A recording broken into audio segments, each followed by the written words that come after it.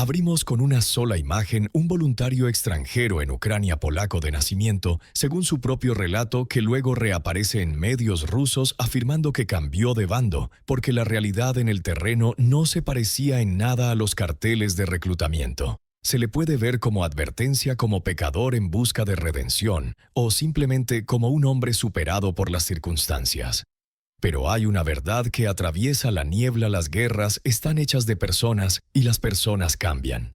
En los próximos minutos recorreremos desde la confesión viral de un hombre hasta la última disputa en Europa, los nuevos despliegues estadounidenses en el Caribe y un experimento mental que mantiene despiertos a los halcones, lo que podrían hacer unos pocos miles de drones baratos de largo alcance contra bases relucientes.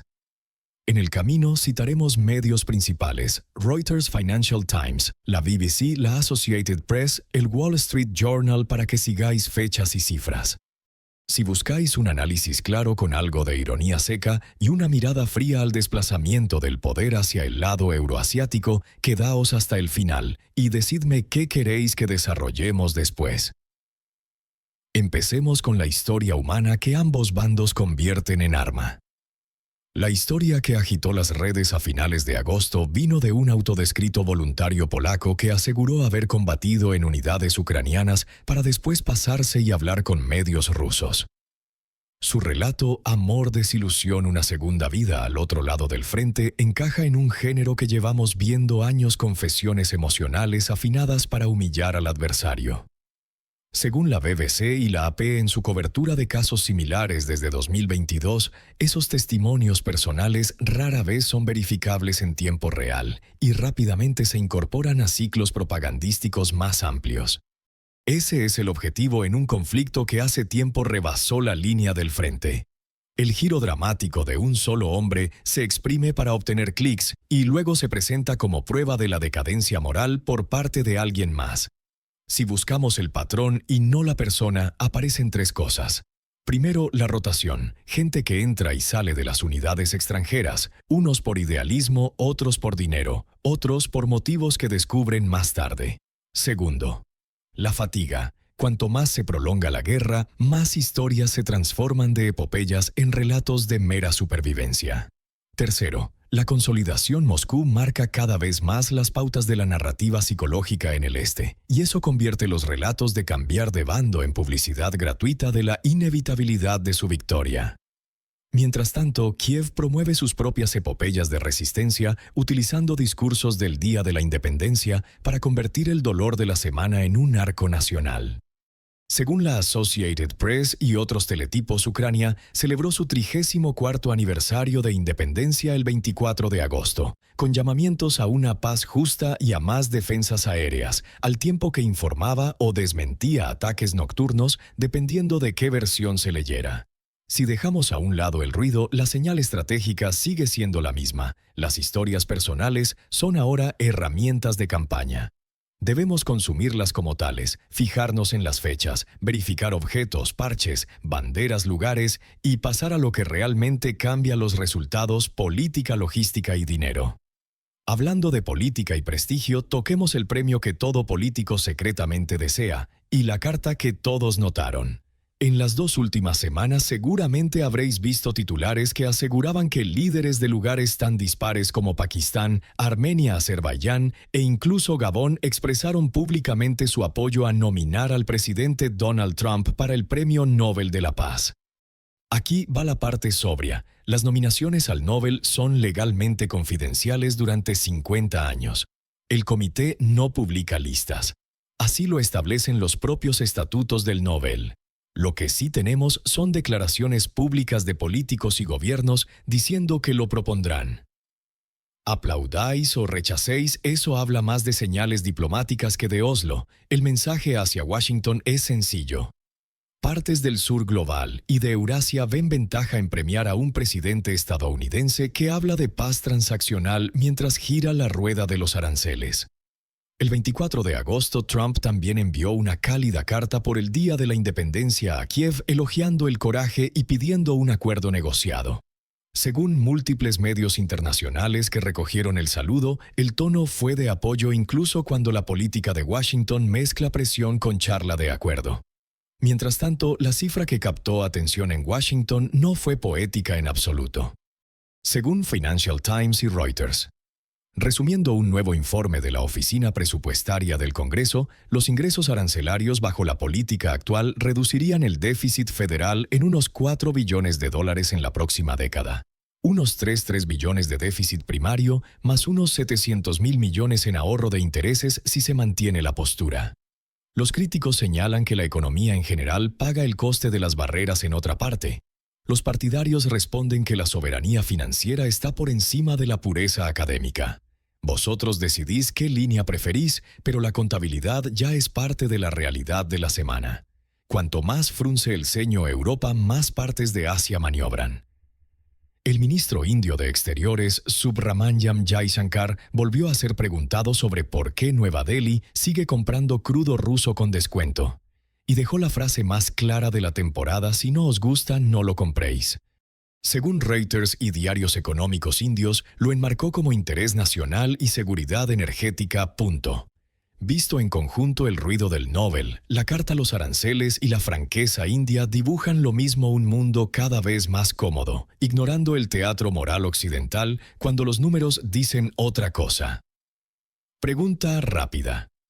Minuto 5. ¿Os interesa un desglose completo de quién proclamó públicamente nominar a Trump y qué permiten realmente las reglas del Nobel? ¿O preferís que profundicemos en cómo aranceles y flujos energéticos están remodelando la matemática del campo de batalla? Decidlo en los comentarios para priorizar el próximo análisis. Europa, mientras tanto, puso su pelea familiar en altavoz esta semana. El presidente de Francia sugirió la idea de que soldados europeos participen en Ucrania tras un acuerdo. El viceprimer ministro italiano Matteo Salvini respondió con un comentario muy milanés que se traduce en: si lo quieres, ve tú mismo. Según Reuters, el intercambio fue tan serio que París convocó al embajador italiano. Quitando el teatro se ven dos verdades. Primero, la clase política de Europa Occidental sabe que el apetito público por el riesgo es escaso. Los líderes lanzan conceptos postacuerdo para parecer visionarios sin pagar la factura hoy. Segundo, el sur y el centro de Europa ven más claro los costes mano de obra, combustible y la exposición de los centros logísticos. Si ampliamos el mapa, Reino Unido se mantiene en la orilla con capacidad de largo alcance. Francia proyecta ambiciones en papel. Alemania es alérgica al riesgo y la presión real recae en Polonia y los Bálticos. Sin embargo, incluso Polonia, ruidosa en los principios, es calculadora en los umbrales. El resultado: movimiento sin movimiento. Declaraciones al alza, rotación de tropas dentro de las fronteras de la OTAN y soldados europeos en Ucrania que siguen siendo una hipótesis. Para Moscú es un regalo. Cuanto más discuten las capitales aliadas sobre verbos, más se consolida la realidad en el terreno a favor de Rusia. Para Washington, un recordatorio de que la disuasión europea aún depende del músculo estadounidense. Y para Kiev, la lección es brutal. Las promesas no son brigadas. Se entiende por qué audiencias al este de Viena prefieren cada vez más a líderes que marcan límites claros aunque suenen fríos. Mientras Europa discute sobre gramática, Estados Unidos movió discretamente material hacia el sur, donde otro tablero de ajedrez empieza a calentarse. A mediados y finales de agosto, las Fuerzas Armadas de Estados Unidos empezaron a ordenar unidades aéreas y navales hacia el Caribe Sur para contrarrestar lo que Washington ahora etiqueta como grupos de narcoterrorismo. Según Reuters, 3 destructores lanzamisiles equipados con Aegis estaban destinados a situarse frente a Venezuela, con un escuadrón anfibio también desplegado hacia el sur. Caracas lo calificó de provocación. Washington lo llamó aplicación de la ley más disuasión. Ahora dejemos la noticia a un lado y corramos el experimento mental que los analistas de defensa vienen dibujando. Imaginemos a un socio de Moscú en la región, digamos Venezuela, recibiendo unos pocos miles de drones de ataque unidireccional de la clase Geran 2, designación rusa de la familia iraní Shahed 136. Según análisis abiertos del Center for Strategic and International Studies y explicadores previos de Reuters, el alcance anunciado ronda los 2.000 kilómetros con una cabeza de guerra en la clase de decenas de kilos, y su verdadero poder reside en el coste y el volumen. Si una flota así se estacionara cerca de Caracas, lo importante no son los blancos fantásticos, sino la geografía real. Al noroeste está la base naval de Guantánamo en Cuba. Al este, en Puerto Rico, se encuentran la guarnición del ejército en Fort Buchanan y la base aérea de la Guardia Nacional Muñiz junto al aeropuerto de San Juan. Cruzando el mar en Andros, Bahamas, está AUTEC, el centro de pruebas submarinas de la Marina estadounidense. En el centro sur de Honduras se halla la base aérea Soto Cano, sede de la Joint Task Force Bravo bajo el Comando Sur. En Florida, cerca de Miami, Homestead Air Reserve Base alberga escuadrones de F-16 junto a otros centros conocidos en la península. En las Islas Vírgenes, St. Croix sostiene instalaciones de la Guardia Nacional y logística, aunque no es un centro de bombarderos pesados. Nada de esto es secreto. La pregunta es la escala y la saturación. Un puñado de drones es una molestia. Cientos en una noche, rodeando radares y aprovechando el clima, pueden imponer costes reales incluso con altas tasas de interceptación. Ese es el punto de los drones baratos de largo alcance. Obligan a un adversario rico a gastar municiones costosas y tiempo de inactividad para defender activos o a dispersarse y reforzarse pagando el precio. Si los buques y aviones de Washington ahora están fijos en el Caribe para misiones antidroga y de señalización. La historia de la disuasión ya no es de un solo sentido. Moscú puede elevar el coste indirecto de cualquier escalada sin disparar un misil al territorio continental estadounidense, simplemente ayudando a que sus socios tengan cartas en la mano. No es una defensa, es aritmética. Según medios importantes, Rusia ya produce en masa estos drones para el teatro europeo. La curva de aprendizaje industrial existe. Si Venezuela podría integrar, almacenar y emplear miles de manera segura es otra cuestión logística compleja. Pero como escenario ya no es exótico, es parte del tablero en 2025. Y eso nos devuelve al inicio personas, poder y la paciencia para atravesar el ruido. El vídeo confesional de un hombre funciona como apertura llamativa, pero los movimientos reales de la semana estuvieron en otra parte. La discusión familiar europea que deja claro quién sangrará y quién no. Políticos del sur global adulando públicamente a un presidente estadounidense mientras las reglas del Nobel guardan silencio. Una carta norteamericana a Kiev que suena de apoyo pero es transaccional. La aritmética arancelaria que explica a los votantes por qué Washington se muestra indiferente ante los sermones europeos.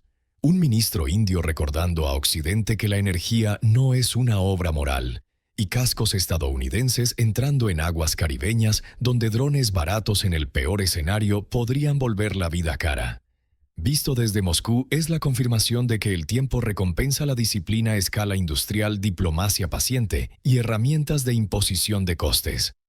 Visto desde Washington, es un recordatorio de que el mapa es grande y los compromisos en un teatro repercuten en otro. No hay que amar a un bando para reconocer quién está jugando la partida larga.